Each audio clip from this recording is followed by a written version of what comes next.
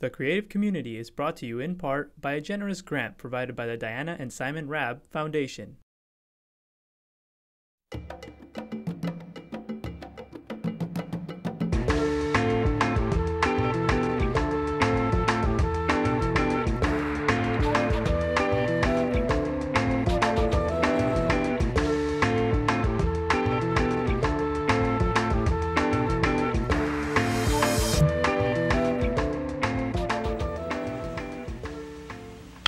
Welcome to the creative community. I'm your host, David Starkey, and my guests this time are Paxi Plaxis Chang, Sarah Chrisman, Joan Rutkowski. You are the three presidents. I can't believe we have you here on the show. Paxi, you are the president right now of the Santa Barbara Symphony. That's correct. Board of Directors. Joan, you are the president of the Sarah, you are the president of the Granada Theater Board of Directors, and Joan, you are the president of Opera Santa Barbara. Correct. So we're going to talk about mostly collaboration between your three organizations, and we also want to talk about the individual events that are coming up as the season progresses. We want to start with you, though, Sarah, as the person representing the Granada Theater. You also have an umbrella that covers a lot of other organizations. Yes. You want to tell us a little bit about that? Yes. Our group was really started forming in a real way back in 1995. Joan was a member of that original group. And their idea was to put a state-of-the-art fine performing arts center in Santa Barbara to support basically our resident companies. And those resident companies include CAMA, the Music Academy of the West, Opera Santa Barbara Choral Society, the Santa Barbara Symphony, the State Street Ballet, the Theater League, and UCSB Arts and Lectures. So that's a really good family of top quality performing groups. Fortunately, we have representatives of two of those groups today. And you know, the community came together to bring this wonderful venue, and I'm honored to be the president of that board. So 5 years since the restoration of the theater. 5 years since we had our grand opening, right. Which actually, but the planning for the restoration began back in 1995. And how does it feel to be celebrating your fifth anniversary? It's pretty exciting. Yeah. And what I mean, when you think about that long list of organizations, that's so much going on at the Granada all the time. Last year in the calendar, we had more than 90,000 people attend performances at the Granada Theater. So it's really cuts across all the age groups, the likes. We have popular music, we have classical music, we have dance, we have UCSB Arts and Lectures brings in a lot of very interesting, innovative things. Opera Santa Barbara brings in grand opera. It's a wonderful venue that we can bring everybody together, brings the community together. Okay. Well, Paxi, to move it over to you, because I can remember when the season moved from the Arlington Theater, God bless it, to the very first performance at the Granada, and what a difference it was. Oh, absolutely. And to date, of the 90,000, we bring in 25,000 plus symphony goers in the season, where 4,500 of them are children. So it's very exciting for us to be back in the Granada. We were there since, I think, 1961, our first performance in the Granada Theater. Wow. So yes, obviously, the Granada is so neat. It is, you know, unique, really. We've had ballet taking place in the first half 2 seasons ago, which we will repeat this season, a collaboration with State Street Ballet. And in 25 minutes, the stage gets changed, and then the orchestra gets into the pit, and you know, we have the ballet, where the first half was the orchestra playing on stage. So it's very remarkable. Now, we're taping this show in late October. Last weekend, you had your opening of the season. Yes, talk about our 60th anniversary season. Yeah, that's great. It's been so exciting with Andre Watts, and gosh, I'm still on cloud 9, I'm telling everybody.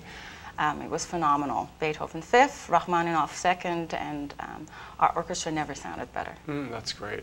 And it's really important for you to be bringing new people into the symphony. That's can be a hard sell sometimes.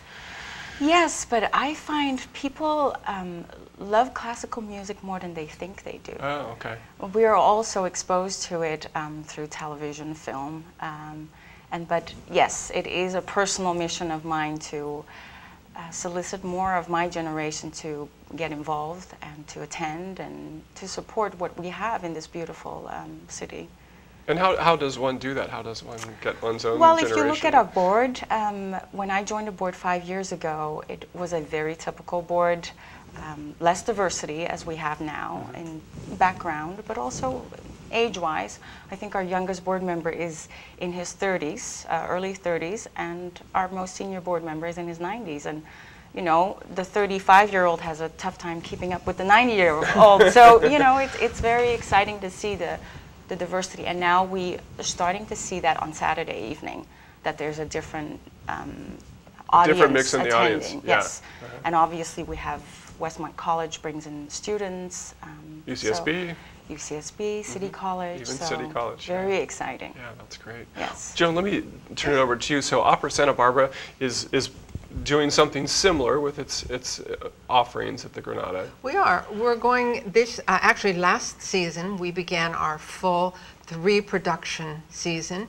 And of course this year we're doing the same thing with opening with Madame Butterfly, the fantastically popular opera, on the 2nd and 4th of November. Then we go on, and the beginning of March we do a more intimate style Aida, which only could have been done at the Granada Theater, and thank goodness we have the Granada Theater. And then in the end of April we're doing the lovely, charming, wonderful, small Don Pasquale, which is by Donizetti, which is one of the great operas of the comedic style. I think having the Granada Theater available to us has enabled us to have much more professional opera, something that we can share with a wider range of people. It also enables us to bring operas from other, to collaborate with other organizations, such as our collaboration with Glimmerglass now. We're collaborating on the Aida production. We're bringing our sets and our productions from various companies around the United States. We don't have to build our own productions anymore, which for Santa Barbara is probably a really positive thing, because storage space for sets is almost non-existent here. Anyway, we appreciate the Granada so much, because it enables us to be the production, to do the productions we want to do, and to be the company that we want to be. Right, and a company that, as you say, is growing and bringing these operas that maybe wouldn't have been possible prior to the Granada. Yeah. We too have students, young, some of them very young, and college students, for various special productions. During the year, we also bring them to our final dress rehearsal, and it's proved to be really wonderful, because opera is so accessible, because it's visual as well as oral, and everyone seems to respond to opera really well. It's something that's talk new. more about bringing people in. What are some of the ideas that you are using to get people who might not have gone to the opera otherwise? Well, we're doing most of that through marketing, and I think one-on-one is another way. When I go, and no matter where I go, I have these little things that I'm passing out, and I was at Trader Joe's the other day, and I said, she was a really nice girl, and I thought, you know, she might like the opera. So I handed her a brochure. She said, what's this? And I told her, and she said, ooh, that sounds interesting. So, I mean, it's word of mouth is the best way of promoting something here in Santa Barbara. And the more people we can get into the theater to see it, the more we have people who are spreading the word. And I think that's been one of the great things of the Granada, is people love the hall, and therefore they want to make the effort to come.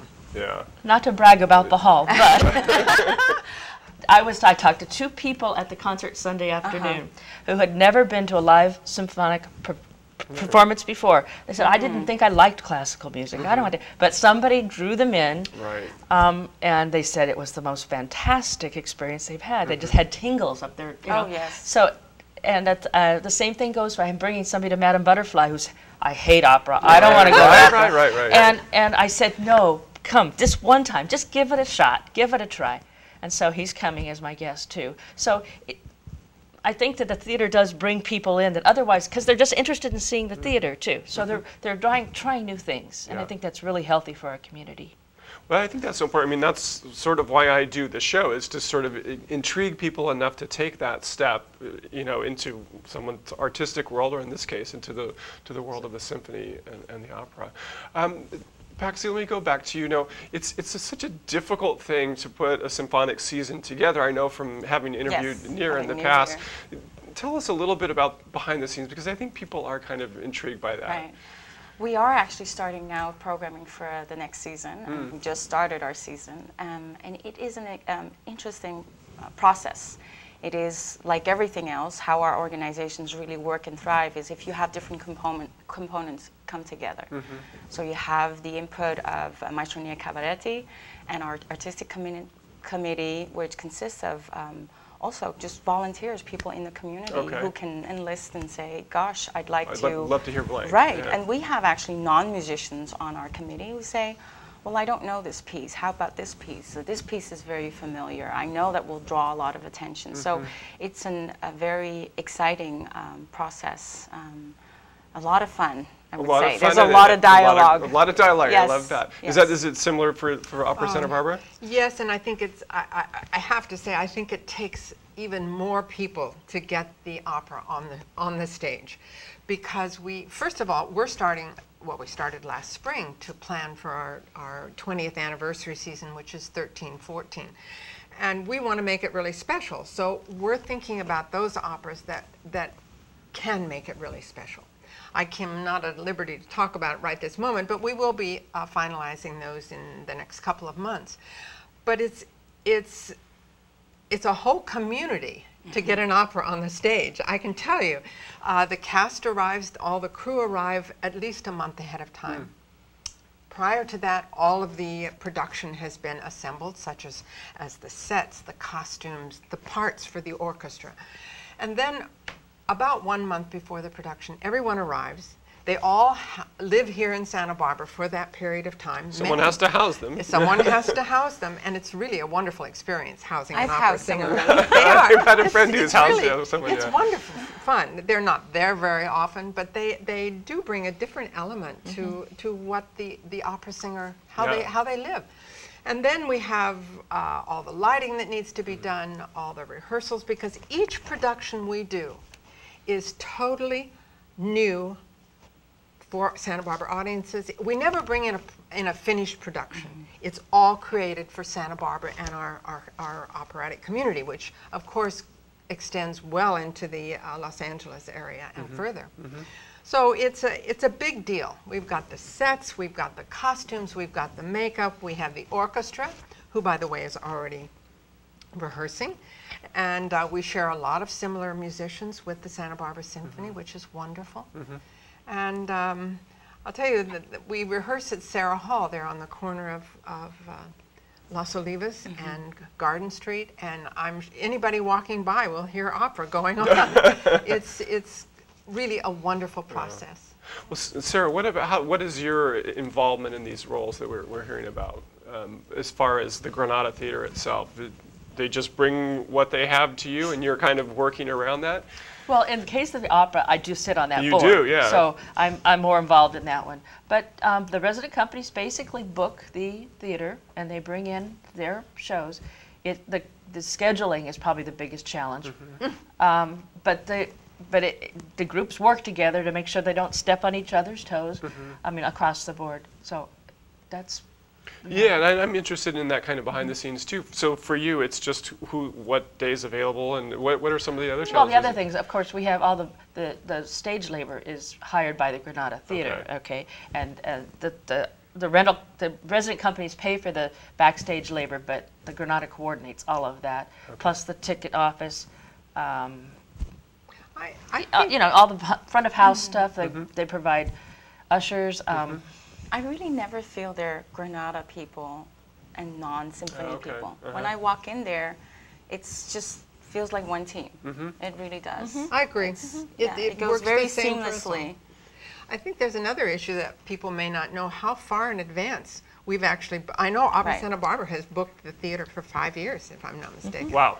And so it's, of course, these are all flexible because sometimes things come up, but it's very important to know that we're all here for the long term. And the Granada and the Symphony and all of the resident artists, we all work together so that we can make it really a wonderful place. Yeah, I do think, I guess from the Granada's point, if I put my Granada hat only on, if our resident companies aren't successful, we won't be successful. It's a team effort to make this whole thing work for the community, and that's the approach the Granada board takes. What about when some superstar is suddenly available and working that into your schedule? How does that, is that you just... That happens. It happens. Yeah. Do you ever bump anybody? No. Okay. Not Hasn't intentionally. Right. No, usually not. Okay.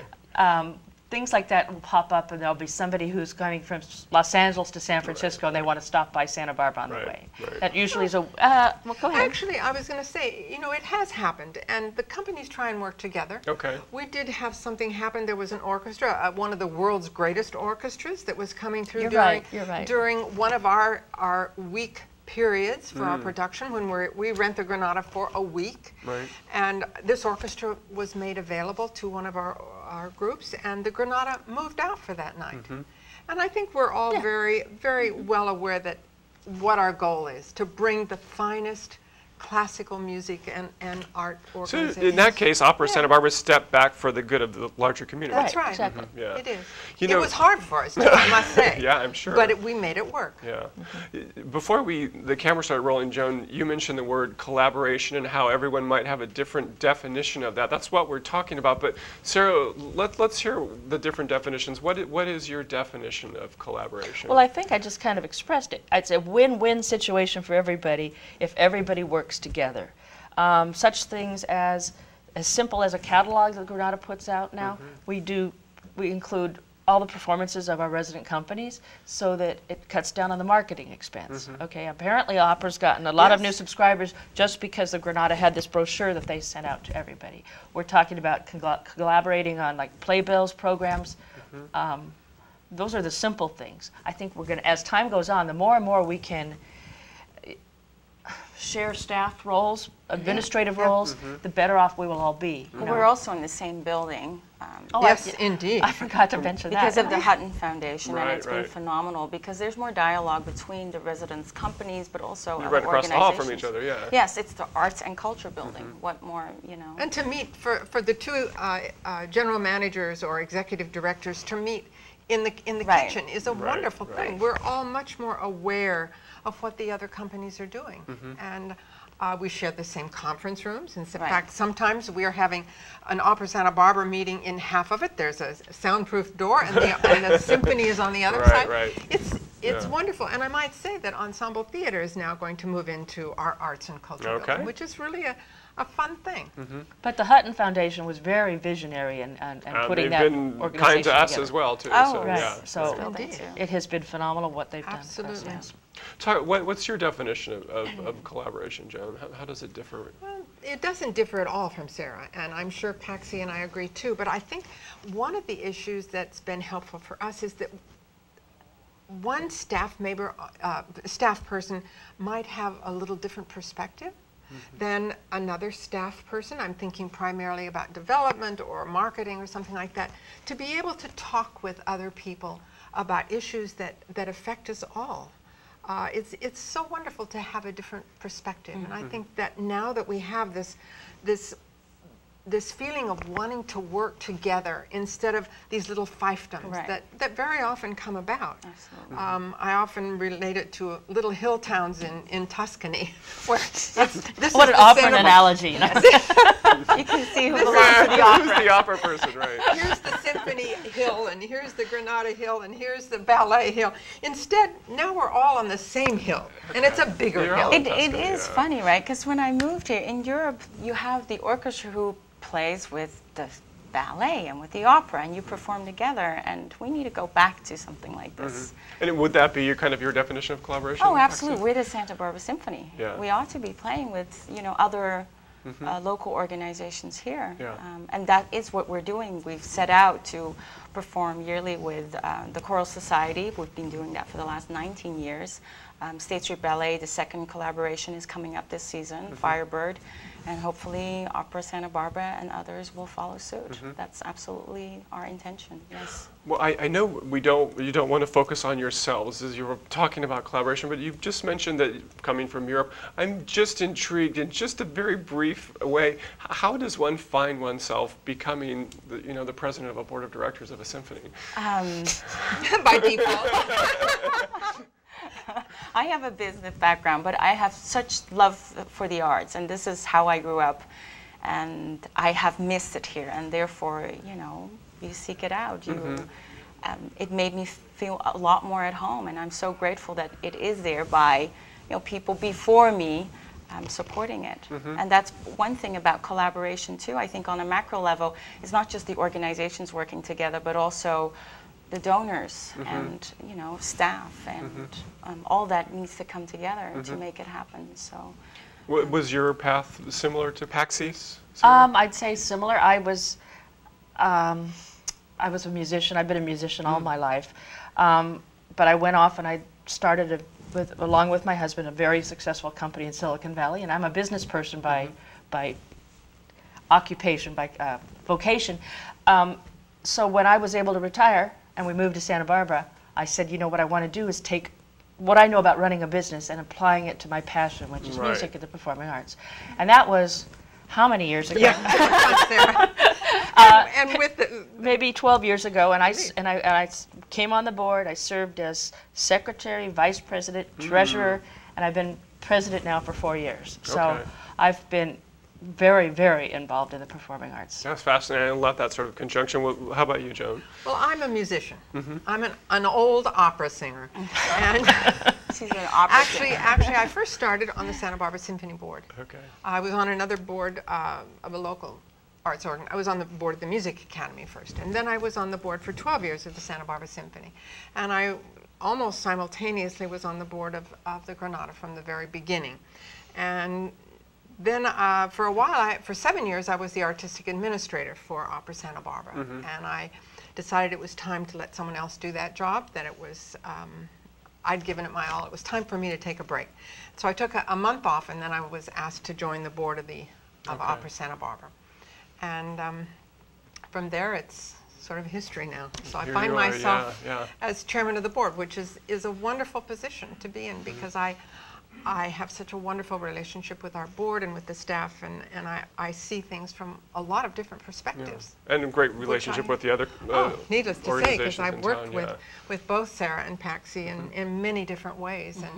And friendship is one of the best ways of making things happen. Because we trust each other, for one thing. I'm interested, our audience is necessarily people who are passionately interested in the arts. What if someone's thinking, how do you get on, I would like to be on the board. Call me.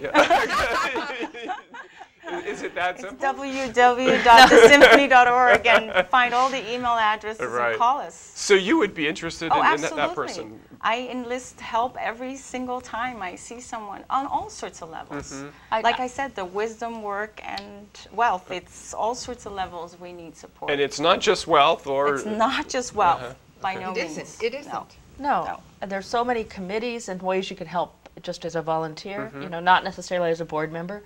There's just anybody who wants to get involved with one of our organizations or any of the other. Just go to your individual website and get in touch. Or call us or call the office. The other thing is that and Sarah touched on it, is Opera Santa Barbara takes advantage of people's interest and their commitment and so on to Opera Santa Barbara by having them on committees. They don't have to be a board member to be on a committee. And we're having more and more non-board members on committees, because it spreads the wealth. It's not the wealth so much, but it spreads the wisdom and the interest and the courage. And cuts down on the time commitment as well. Absolutely. Yeah, We've come to 6 board meetings a year as opposed to 12. And that kind of commitment has helped us. That sounds really appealing. It's proved to be a really good thing, because it gives us more time to work on the fine-tuning things. We just have about 3 minutes left. I'd love to hear what you all would like to see happen in the future. Let me start with you. Paxi, what's your sort of future goals? Oh gosh, I'm looking at Joan. We have We have future goals and dreams. We do. Joan, you need to elaborate on that. Well, some of them I think Paxi and I have to keep to ourselves for a while. No we'll secrets be back will be for revealed to on be the show. continued. I think one of the main things is that we're all very, very supportive, and we encourage our donors and our sponsors and we encourage all of our friends to support all of us, because the health and well-being of each individual group is so important to what we have in Santa Barbara. Santa Barbara's been known for years and years and years as a cultural place. And people are drawn here for the beauty of the community, the beauty of our area, for the warmth and friendship that this community pours to its citizens. But also, and I think even more, is that it's a town where people can enjoy first-rate, world-class performances. A town of 100,000 people. I know, kind it's of really astonishing, quite phenomenal. Yeah.